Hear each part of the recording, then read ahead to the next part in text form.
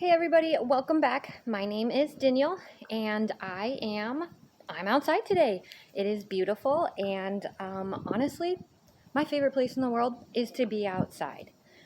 So it's been a few days, actually, but it's been a little over a week since I posted last. And I really want to start getting in the habit of posting every week. And I'm going to start doing it outside. It motivates me to get out. It forces me to socialize if I happen to cross paths with any other people. And yeah, so today I am going to talk about what does it look like to have autism in females. What are some of the traits? What are some of the things that could go unnoticed? And I am going to start. So number one is inappropriate social interactions. And what I mean by this is that, let's see. So I like to use examples and stories of my own life. So inappropriate social interactions. Let's see. This means that I was once, actually this happens all the time, I'm in a social group and I don't really quite know when it's appropriate, and I know this sounds odd, but I don't know when it's appropriate to like exit the room or really when to jump into a conversation. I feel like I tend to interrupt people when they're talking, even though I'm like waiting and waiting and waiting to say what I need to say, so that way I feel like I'm interacting in the conversation because that's what everybody else seems to be doing. These are inappropriate social cues that I don't really pick up on, and this can be an example of those things, like just exiting the room when you're not supposed to, or not saying bye, or just kind of coming in and not saying hi. Sorry, I do want to warn you guys, I do live by an Air Force base, so I'm trying to make this video in between them doing their flight runs, so we'll see how far we get through if you hear really loud noise. So the next one is difficulty following simple directions. I have an IEP growing up in school, which stands for an individual education plan, and for some reason I can't follow directions. I don't know if there's more than 3 directions. I'm gonna mess it up somehow. I don't know why. I have always been like this. I don't know, I bring my IEP up because the IEP was really things that stood out, but I was still undiagnosed with autism. So being on the spectrum, again, autism is a huge spectrum. So just because I have something doesn't mean somebody else is going to have it, or if they do have it, then maybe it's still different than what mine appears to be.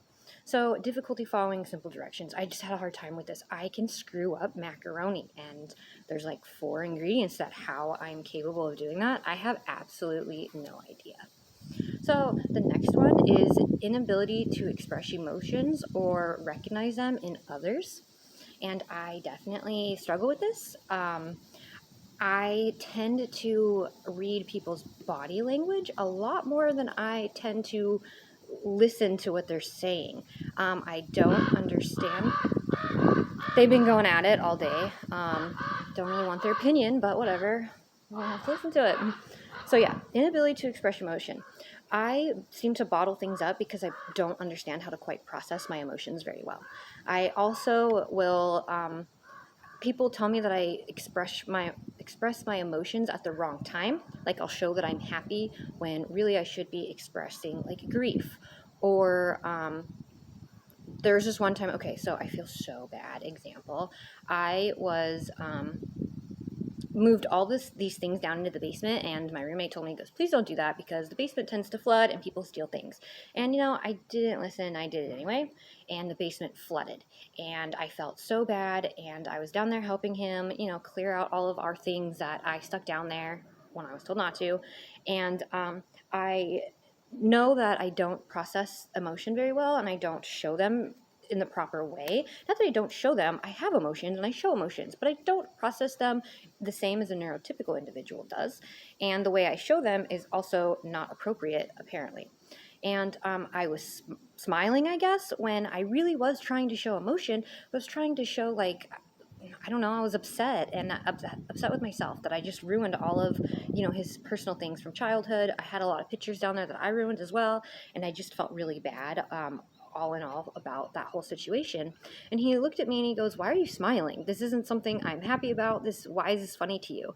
And I was kind of hurt because, again, I'm like, well, it sucks. That's how it looks on my face and my body language when I really feel bad and I just didn't know what to do. So there's another, that goes to show inappropriate social interaction. I didn't know how to properly express my emotions in a social setting with another human being.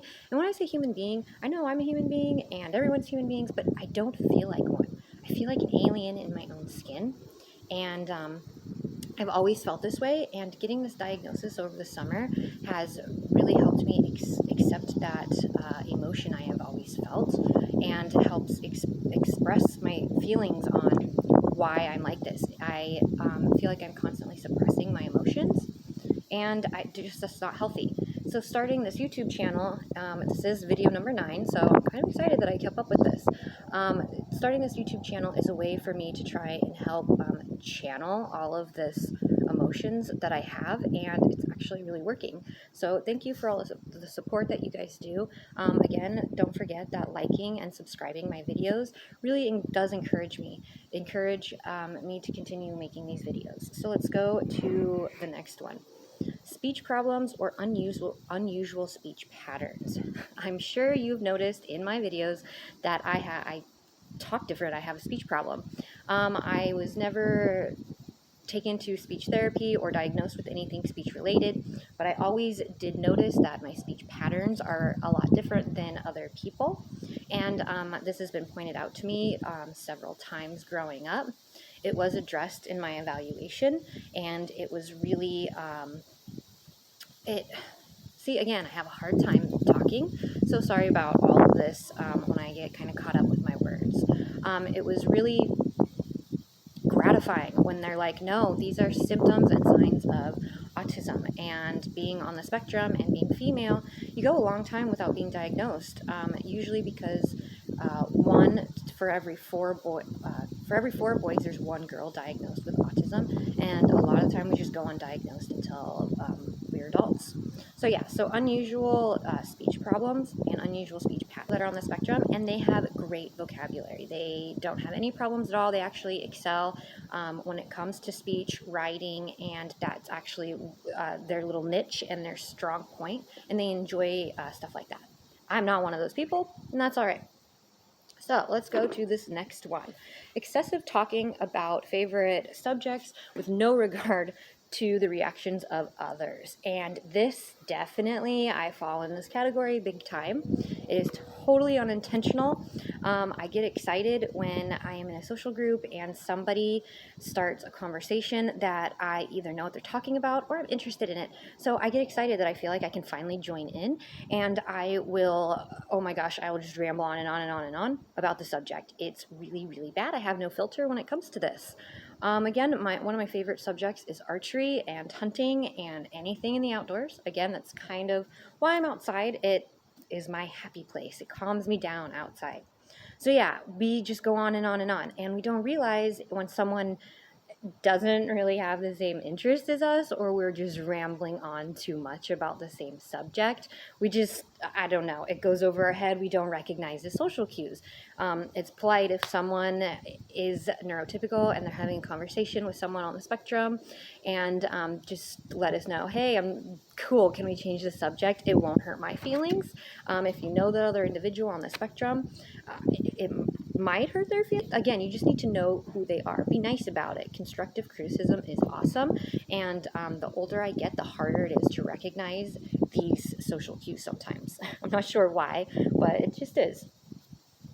So the next one is a preference for being alone. I love to be alone. I just love it. I love it. It's peaceful. It's calming. People exhaust me. I don't understand how to be around people all day long. It's really hard to interact, and I look forward to my walks. I look forward to my me time. I know I've said that a few times in my other videos, and it's okay to be like this. To want to be alone is fine. Don't always try to push yourself to fit in. I know a lot of girls really strongly try and mask so that way they can try and fit in to a specific social group. I know this was a big problem with me. My mom really pushed me to be a certain individual that I just wasn't, and growing up in a very religious house, I was expected things that I just couldn't do, and expectations I just really couldn't live up to. And again, it's okay if you're like this. Being alone's fine. Some individuals like it. My last one I really want to talk about is emotional regulation issues and meltdowns. Oh my goodness. So I thought I was so alone in the way I feel on this. Sorry, I'm getting fidgety. It's about 10 minutes through the video, and that's about as long as I can last sitting. I break down when I cry. Growing up, this is what I saw my mom doing. This is how she processed emotions, and I didn't quite understand it. I know when I get very, very angry, it's either comes out as rage and anger, which sadly is how I processed my emotions when I was a little girl. I was very angry, and it came out, and I was very aggressive towards others. And I didn't really know why. And instead of trying to figure this issue out, I was grounded and punished for this, and just constantly, honestly, I was sent to church to correct this behavior, which didn't work at all. I don't know why an individual would think that. But yeah, so please, if your kids are struggling and they express their emotions in anger, something's wrong. They need to have a timeout, and it could be a sign that they're about to go into a meltdown. And we really need to focus more on this. It's very great tip for parents. If you see your child starting to, their emotions are, they're crying, or they're not talking, or they are starting to be angry towards you, they need to redirect. Something needs to happen so that way they can channel their frustration in a different way. I have learned that I love to drive.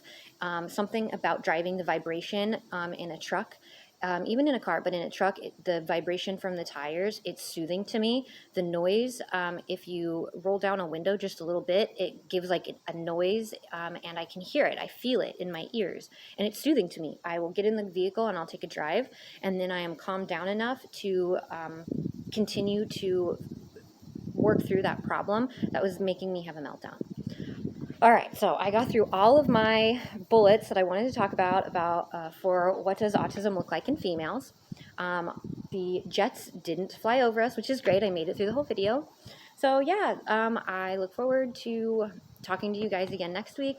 Let me know in the comments some of the things you want me to go over, and I'm definitely going to be outside, that's for sure. I think being outside, I will be able to make a few more videos. Yeah, that's it.